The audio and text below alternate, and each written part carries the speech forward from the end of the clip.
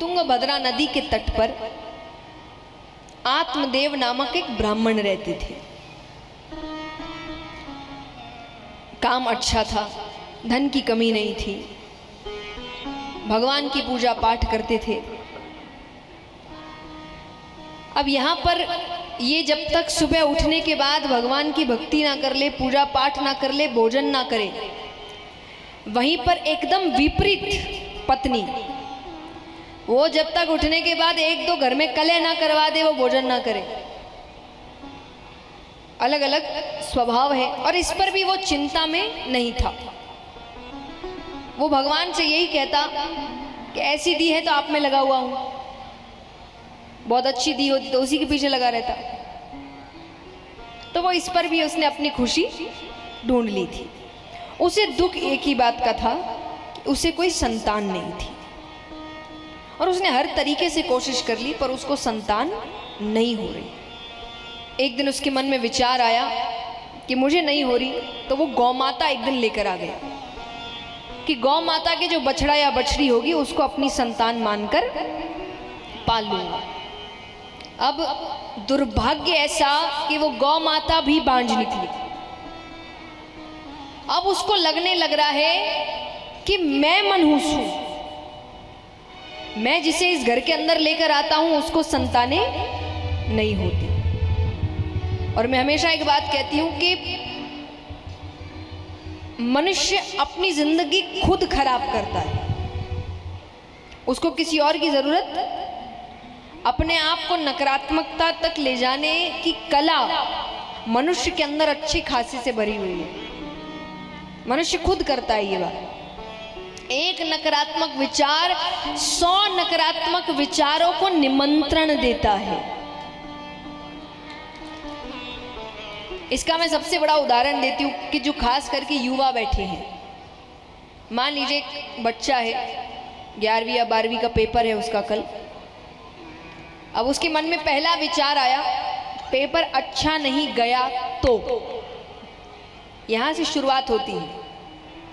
Paper अच्छा नहीं गया, फेल हो जाएंगे, फेल हो गए तो कॉलेज नहीं मिलेगी, कॉलेज नहीं मिलेगी तो डिग्री नहीं मिलेगी, डिग्री नहीं मिली तो नौकरी नहीं मिलेगी, नौकरी नहीं मिली तो शादी नहीं होगी, लड़की नहीं मिलेगी या लड़का नहीं मिलेगा।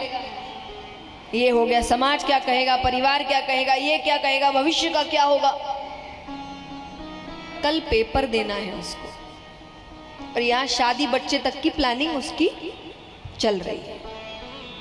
जिसके होने ना होने की संभावना है ही नहीं, इस बात के होने की संभावना एकदम ना के बराबर है। लेकिन सोच देखिए उसकी कि व्यक्ति एक नकारात्मक विचार 100 नकारात्मक विचारों को निमंत्रण देता है। ये खुद करता है। इतनी कला व्यक्ति में खुद में है। कहते ना कि बात चल रही है आजकल इंटरनेट पे काफी कि अपनी जिंदगी को बर्बाद करने की कला मुझ में ही है, कोई और उसके लिए निर्भर, ये हम खुद कर रहे हैं। हम खुद ही दुखी हो रहे हैं तो किसी और को क्या दोष देना। मैं कितनी बार कहती हूँ कि आपकी जिंदगी में ऐसा नहीं कि अच्छा कुछ हो नहीं रहा, हो रहा है, पर हमको रोने की आदत हो गई है।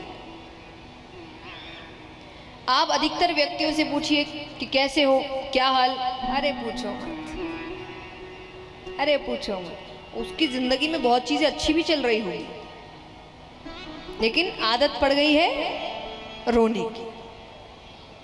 ध्यान वहीं जाता है कि क्या नहीं है। एक बार पूछ लो क्या है तो लिस्ट इतनी लंबी निकल जाएगी कि उसको खुद को शर्म आने लग जाएगी कि मैं इस तरफ क्यों नहीं देखता कभी। लेकिन बस क्या नहीं है उस पर रोने की आदत पड़ गई। जो चाहिए उसके लिए मैं हमेशा कहती हूँ, ये नहीं है कि वो काम मेहनत करो, मेहनत करते रहो।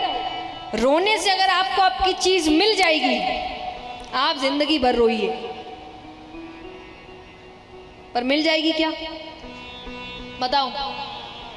तो फिर क्या फायदा रोकर, समय और नष्ट हो रहा है।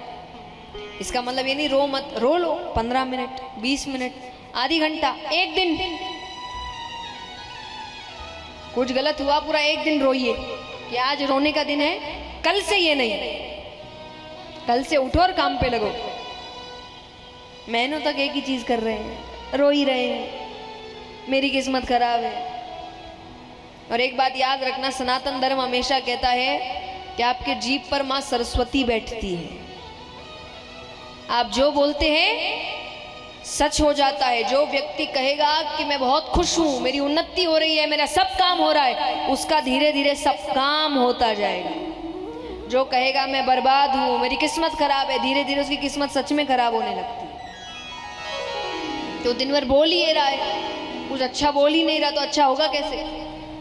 अगर आप किसी के लिए कुछ अच्छा बोलेंगे नहीं तो वो खुश होगा कैसे?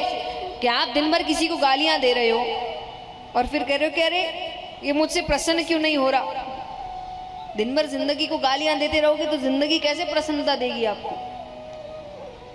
और ऐसा नहीं है कि कुछ है नहीं, हमारे पास बहुत कुछ है, उस पर भी थोड़ा ध्यान दीजिए।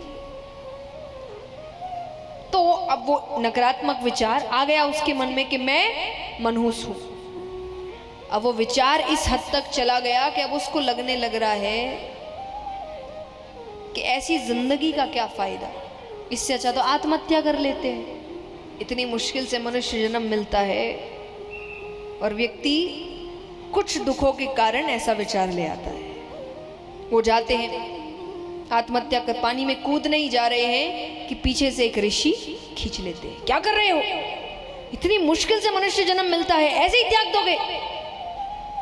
वो कहे मुझे संतान नहीं है, संतान के बिना ये जीवन अधूरा लगता है। संत ने कहा संतानें ही पैदा करनी थी, अपना ही पेट भरना था तो जानवर ही बन जाते। देखा जाए तो मनुष्य जानवर से ज्यादा जिंदगी नहीं जी रहा। बहुत समझाते हैं उनको, पर बात पल्ले नहीं पड़ती। अब वो रोने लग गया। वो कहे आप कुछ करिए, मैं आपकी सारी बातें मानने को तैयार हूं, पर मुझे एक संतान चाहिए। ठीक है, तो संत ने एक फल दिया कि जाकर अपनी पत्नी को खिला दे। अब यहां पर पत्नी विचार करे कि पता नहीं फल कहां से लाए हैं, क्या हो जाए। उसने खाया नहीं, गौ माता की टोकरी में डाल दिया। उसने अपनी बहन को ये बात बताया। बहन कहे मैं 1 महीने के गर्भ से हूँ, पति से कहना कि तुमने फल खा लिया, गर्भवती हो गई, पर बच्चा तुम अपनी बहन के घर पैदा करोगे, मेरा बच्चा मैं तुम्हें दे दूंगी। और मेरे घर वो बहुत गरीब थी बहन, मेरे यहाँ धन की बहुत कमी है और तुम्हारे यहाँ धन की कोई कमी, मुझे धन दे दे। उसने कहा ठीक है। तो यहाँ गौ माता ने वो फल खा लिया, वो गर्भवती हो गई, दोनों को बालक हुए। पत्नी का नाम था धुंधली। धुंधली से जो बालक हुआ उसका नाम रखा धुंधकारी, और गैया से जो बालक हुआ उसका नाम रखा गौकर्ण, क्योंकि उसके कान गाय की तरह थे। शरीर मनुष्य का है पर कान गाय के हैं। दोनों बच्चे यहाँ बड़े होते हैं। कुछ समय बाद गौकर्ण जी गुरुकुल चले गए, पिता वैराग्य ले लेते हैं, और यहाँ पर धुंधकारी सर्व अवगुण संपन्न, नहीं सुना हो तो फिर कहूंगा, सर्व अवगुण संपन्न। ऐसा कोई अवगुण नहीं जो उसमें झूठ बोलना, चोरी करना, नशा करना, वो सारे गलत काम करता। एक दिन नशा के लिए माता से धन मांगा, धन नहीं था। उसको इतना क्रोध आया, उस क्रोध में उसने अपनी माता को ही मार दिया। संगत गलत हो गई, उन संगत में रहकर राजा के खजाने में चोरी करी। संगत ने सोचा एक ना एक दिन तो पकड़े जाएंगे, तो एक रात्रि उसको बहुत मदिरा पान कराया और उसको जान से मारने की कोशिश कर रहे हैं। अंत में जब कोई भी प्रयास सफल नहीं हो रहा तो गरम गरम दहकते हुए कोयले उसके मुख में डाल दिए। बहुत दर्दनाक मृत्यु आई। उसके बाद भी मुक्ति नहीं मिली, उसे प्रेत योनि प्राप्त हुई। यहाँ गौकर्ण जी को पता चलता है तो वो आते हैं। घर में जैसे ही प्रवेश कर रहे हैं, भाई के रोने की आवाज आती है। उसने कहा मुझे प्रेत योनि प्राप्त हुई है, मेरी मुक्ति के लिए कुछ करो। उसने कहा कल आना। गौकर्ण जी सूर्यनारायण भगवान को प्रसन्न करते हैं, उनसे पूछते हैं मुझे क्या करना चाहिए। उन्होंने कहा श्रीमद् भागवत कथा सप्ताह पारायण करिए। तो कथा होती है, कथा में बहुत लोग आए सुनने। 7 दिन की कथा हुई और 7वें दिन